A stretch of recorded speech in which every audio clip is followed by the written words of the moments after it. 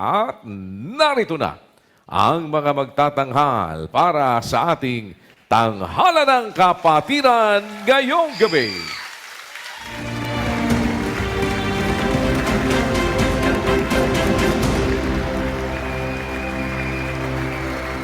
Napili ko po ang awit na ito dahil po sa mga kalungkutan na ating pong nararamdaman na tila nakakaramdam na po tayo ng pagod at napanghihinaan na po tayo ng kalooban.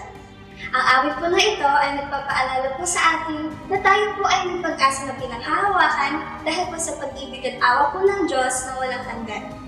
Hahandog ko po ang awit na ito upang maging paalala po sa ating lahat na tayo po ay may pag-asa sa pamamagitan po ng pag-ibig at awa niya. Salamat po sa Diyos! Para sa kanyang rendisyon ng awitin, may awa ang Diyos. Narito si Sister Amy Morales.